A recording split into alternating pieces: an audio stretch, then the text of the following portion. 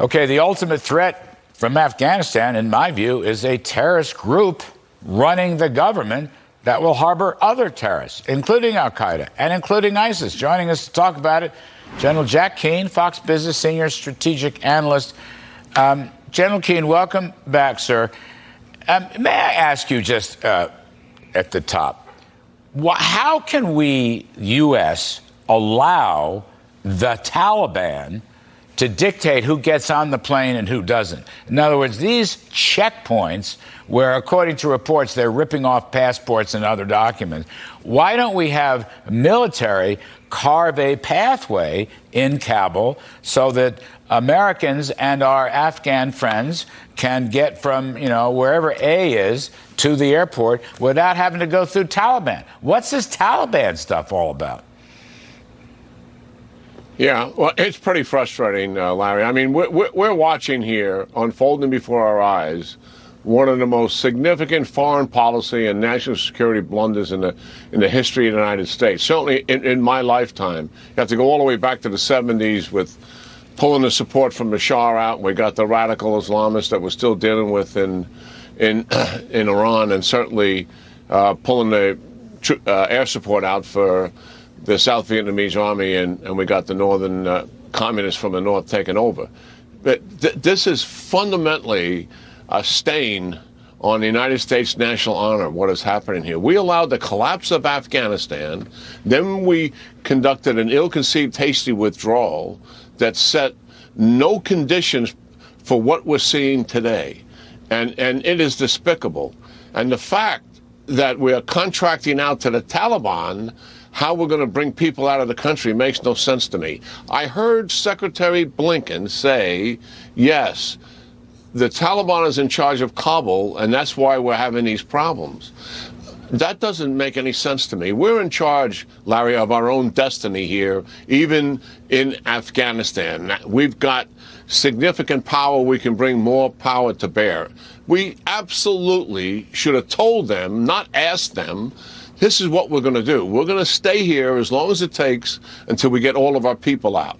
Citizens as well as Afghans who want to come out and who are partnering with us. That is what we're going to do.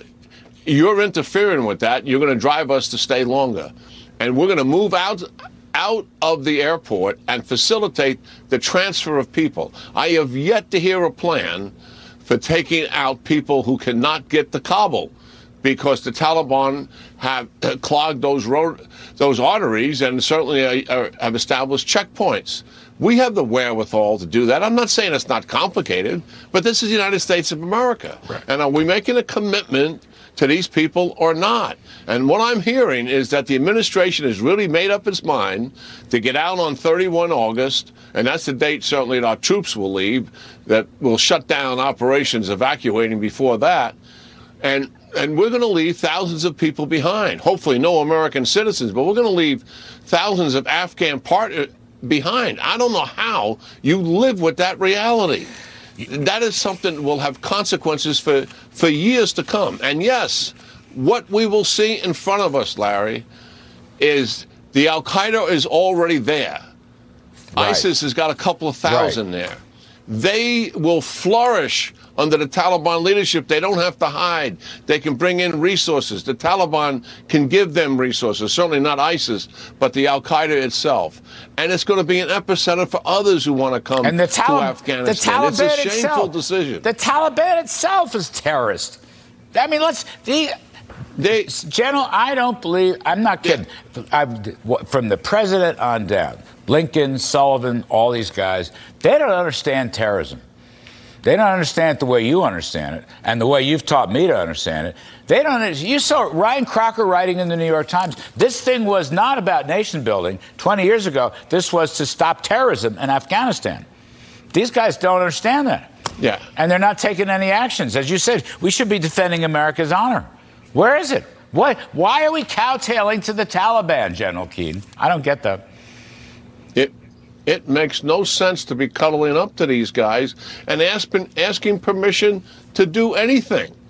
I mean, if they want to interfere with us in terms of our evacuation, they're going to suffer significant consequences to that. I mean, we can bring a lot of problems to bear for them, not just in Kabul, but where in other places that they're centered inside the country. And we can make that very clear to them. But to be out there negotiating with them, and I understand making some rather quiet deals with them. We don't know the details of that yet, but that's going to be horrific. We have lost our soul here somewhat, Larry. It is shameful that's what's taken place before our eyes. And you can't spin this and make it good as they're trying to do.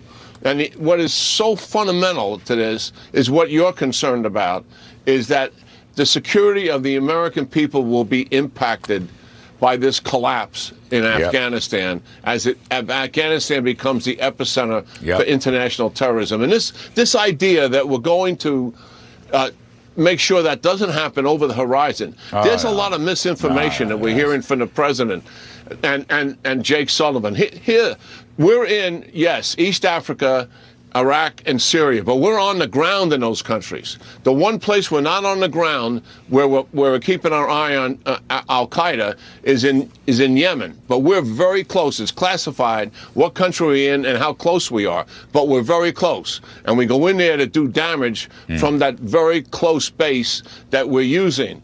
We don't even have a base in the region in Afghanistan after we leave. All right. How are we ever going to keep our eyes and ears on the growth of the radical Islamist organizations in that country?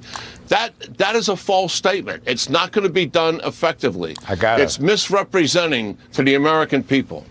Well, I agree, Shadow. I got to leave it there, sir. But, we'll have you back right soon and follow this story. Wherever it leads, we need some decisive action. As you say, you said it to me on the radio this weekend. We need to save America's honor. We're not doing it yet. Anyway, thank you, sir. Coming up on Kudlow.